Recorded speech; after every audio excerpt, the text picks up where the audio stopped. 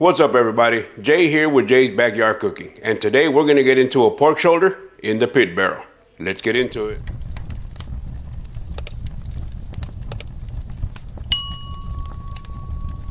All right, let's get this out of the packaging. What seasonings am I using? You know me, straight Texas style, salt, pepper, garlic. Pretty simple. The only other thing that I'm going to add to it this time is just a little bit of paprika on the meat side of it, just to give it that extra flavor. All right, now that that's out of the package, we're gonna go ahead and get it pat dry. This is about an 8.5 pound roast. So I'm hoping for about an 8-hour cook, hopefully. Maybe a little more, maybe a little less, depending on how the barrel runs today. It is kind of cold outside, so we're in Texas. So what does cold really mean? All right, now that we got that pat dry, first order of business, get the fat side and score it.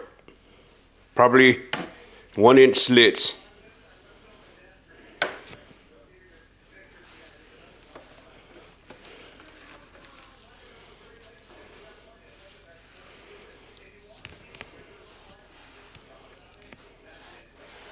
One side going down that side, and then we'll cross cut it going down this way. Don't put too much pressure on it. Well, I guess depending on how sharp your knife is. This one is really sharp. We just want it to be able to open up once it starts to heat up.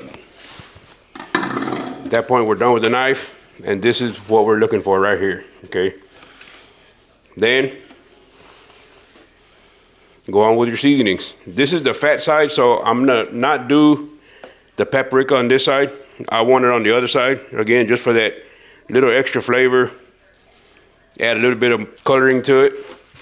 Make sure to get all the sides. Go on with the salt. And it's real hard to over season one of these big chunks of meat. So just when you think you have enough, my suggestion is add just a little bit more.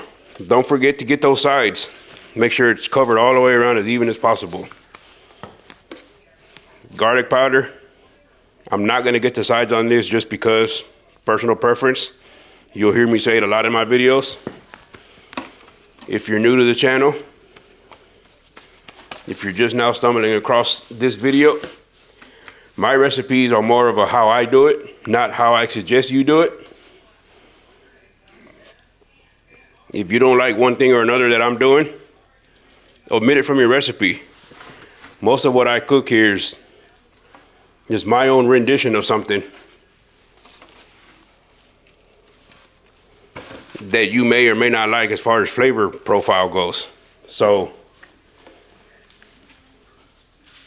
to your liking is what I always say as far as seasoning goes. I'm gonna add the paprika. If you don't like paprika, don't add it. If you don't wanna put salt, don't do it. Garlic, leave it out.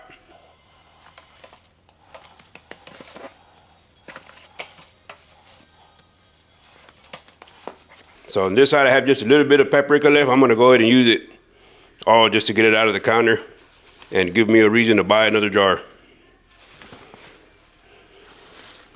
Again, this is just gonna add for just a little bit of extra flavor.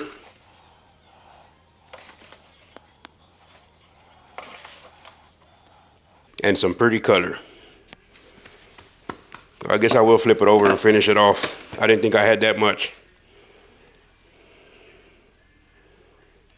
It's not gonna hurt it.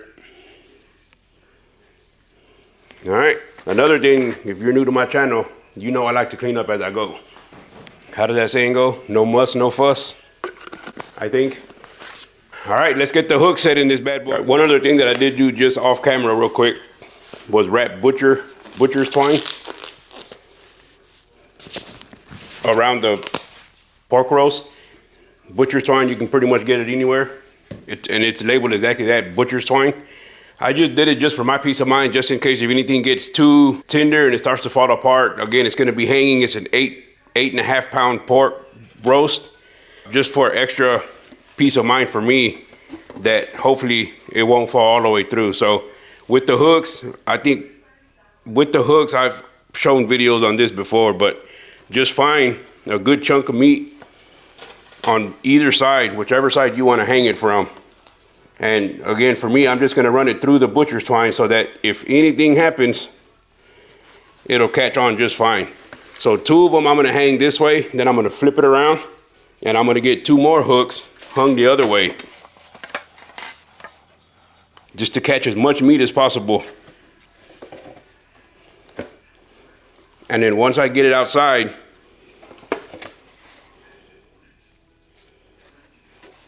we'll run the rebar through it, through the pit barrel, through all 4 hooks.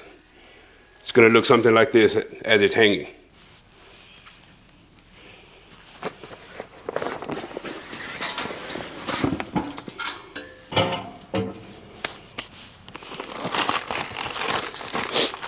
So with the barrel, again, if you're new to my channel, all you do is fill up this basket here with however much charcoal you think you're gonna need. Most of the times I have leftover, I like to fill it up because I know that I'm gonna have leftover.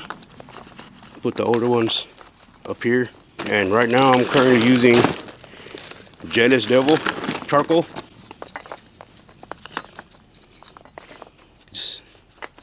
Just fill up your basket, and then from this center we're gonna pull out probably about, I like to get the center of it, leave kind of a little dip right here in the middle, just like that. That's what we want to fill up our chimney with. This goes back into the barrel now.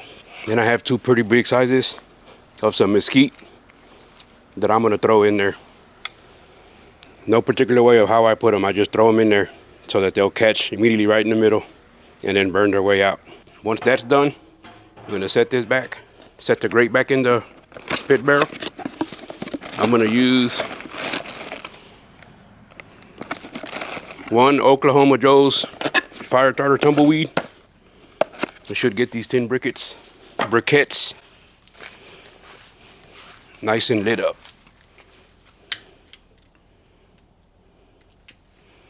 We'll set this on top. All right, you'll see that that's smoking now. We'll let it go for about 10-15 minutes. We'll dump it in and start cooking immediately. We don't wait on this one. All right, it's been about 15 minutes. Fire's going pretty good. Always use your PPE. Get this taken up. We're done now with the grate. And we're just gonna dump this charcoal right in the middle of that basket down there. We'll get one side of this in. We'll close it up. So with the rod that I'm gonna hang the meat on, I like to put it on outside of the barrel. And then that way when I go open up the barrel, all I gotta do is slide it in. But this is what we're looking for right here. See, it makes it just for easy work. Slide it in one way, right there. That's what we need right there. Give you a better view. Smoky rolling. All right, I'm gonna let this roll for about an hour, and then I'm gonna come out and put the Inkbird thermometer probes in there. And then I have a new toy that I'm gonna try out after that, shortly after that, which is the ThermoPro 2-prong wireless thermometer that I wanna try out. So it is approximately, well, not approximately, it is 8 o'clock right now. So at 9 o'clock, I'll come out, put the Inkbird in there, and then we'll go from there. So back inside, I know I said that I was gonna use the Inkbird thermometer, but I do have this ThermoPro Temp Spike XR that my wife got me for my birthday. I'm gonna get this thing charged up before I'm ready to put the thermometer in there. The other thing I also failed to mention is I do have some 50-50 apple cider vinegar and water that I'm gonna start spritzing probably about the 1 hour mark as well. And then we'll go from there. Okay, I did decide to put the Inkbird pit probe in there just to be able to monitor what the barrel is doing. It's running about 235, which is about normal for my pit barrel in my area of the world. The other thing, again, I mentioned a while ago that my wife bought me this ThermoPro wireless probe. I'm gonna try it out. We're gonna put it in there. I already have it set to pork. One thing that I do like about this is that I'm gonna be able to sit on my couch in my living room and be able to monitor everything, because it also came with this extender that I'm gonna be able to put right by my back door, and then from there it'll extend the range of the probe readings. So we're gonna get this lid taken off.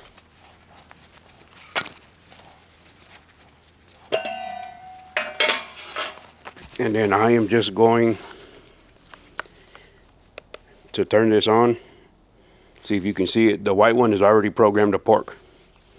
We just take that out, and then I'm gonna find the thickest piece of that roast and slide it in there, which is probably back here on the back side, just like that.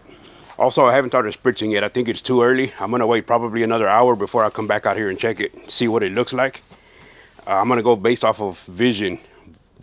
At that point, I'll decide when to start spritzing. I'm thinking now at this point, the way it looks now, maybe another hour, possibly 2 hours before I start spritzing with that apple cider vinegar.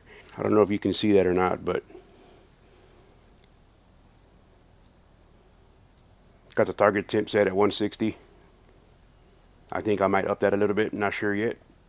And then we have the ambient temperature here, the internal temperature of the meat here. So really, I can take the Inkbird probe out of there. I just want to compare and see where we're at that point. All right, sitting on my couch, able to read my pork shoulder. All right, we just hit an internal temp of 160.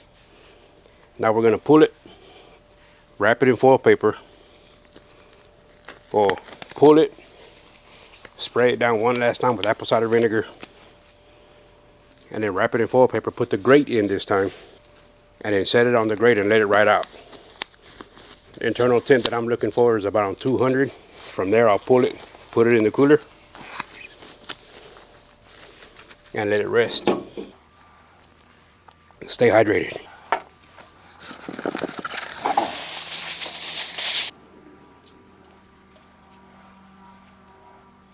Got beautiful color on there.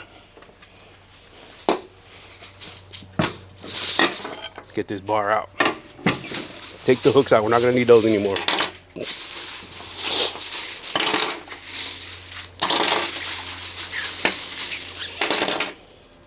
Like I said, from here, just one more good spritz of that apple cider vinegar. Take this probe out for now. Get it wrapped up real nice and tight.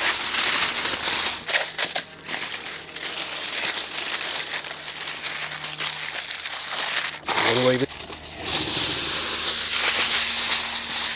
get it going this way.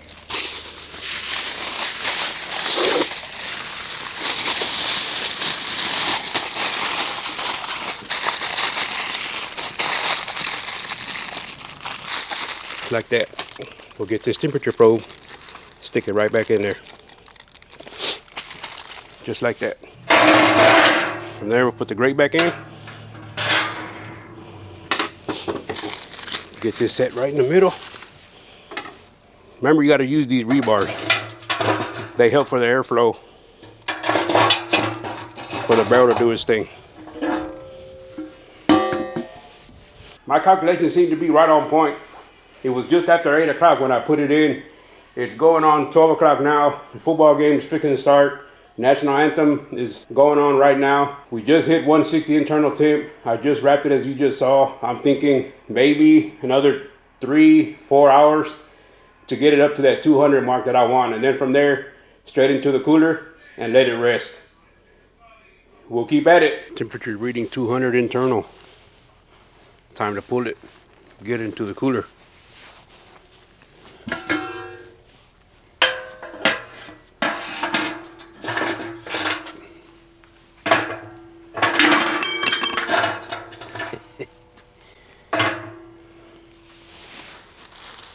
Pull this out. Remember, use your PPE. Pork butt and pork shoulder. Traumatized me. Get this put back in. I have some burger patties in there that we're doing for dinner tonight. Need to get those, let those smoke a little more.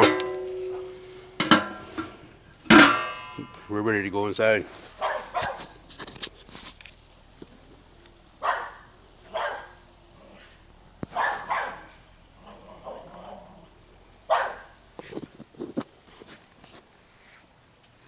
Y'all stay tuned for my version of a hot dog. All right, it is 5 o'clock. The shoulder's been sitting in the cooler for about, what do you think, an hour and a half, Ma? Or about an hour and a half. Let's pull it out. One thing I always remind you, if you are a subscriber, if you've seen any other of my videos, or if you're new to the channel, I highly recommend using your PPE. In my case, cotton gloves. A year ago? 2 years ago? About 2 years already. Huh? About 2 years already. About 2 years ago, I was cooking a pork butt for the family. Cowboys game was on, just like it is now. By the way, today is Thanksgiving. The Cowboys are beating the Chiefs. It's halftime now. But about 2 years ago, I was poking my thermopin into the pork butt, poking a bunch of holes in it. I decided when it was ready that I was going to go out there with just the cotton gloves and decided to move it into the cooler. As it moved over, juice spilled out. I ended up in the emergency room that day. So let's see what we got here.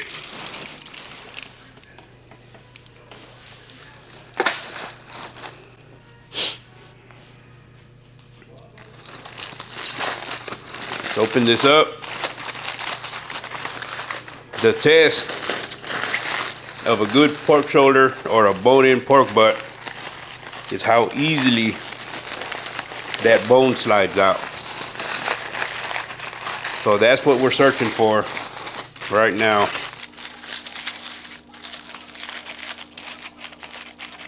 Found it. Okay, there's the bone. Let me get this butcher's twine out of the way.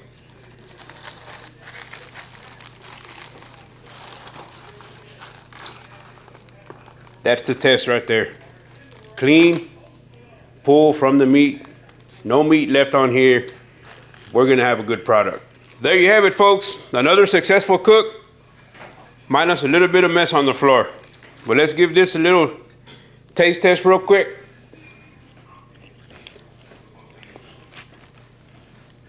As always, that is good. One other thing real quick before we break. This meat probe thermometer from Thermopin, the Tim Spike XR. That's my new favorite cooking toy. I sat at my couch. Most of the cook, I was doing some work outside on the pergola, but most of the cook, I did sit on my couch and I was able to read what the temperature was, the ambient temperature. There was a significant difference in between the ThermoPro and the Inkbird. I'll continue to experiment with those and see where that takes us. But if you like what you saw here, please do me a favor and hit that subscribe button. Hit that like button and comment. Anything helps. We'll see you next time. You know, folks, every now and then life gives us a moment that reminds us of who we really are. For some people, it's a morning jog. For others, it's a quiet cup of coffee. But for some of us, it's standing outside at 8 a.m., eyes half open, letting that sweet rolling smoke from a pork shoulder hit you right in the soul. And as that pit barrel hums its low, smoky lullaby, you're reminded that good things take time. Whether it's patience, seasoning, or a little love for good old swine. Because turning a raw hunk of pork into something that makes grown adults weak in the knees, that's not just cooking. That's a spiritual journey. Now look, earlier I made a joke about hot dogs. And let's be honest, the internet doesn't always appreciate jokes. So animal rights folks, barbecue purists, or anyone with a strong opinion about cylindrical meats, relax. I'm just here trying to bring smiles, good food, and maybe a questionable hot dog video that may or may not exist. But in the end, whether you're slow cooking a shoulder or dodging cancellation over processed mystery meat, the lesson is simple. Do what you love what you do, and don't let anyone take your smoke away. So until next time, keep the grills hot and the seasoning simple.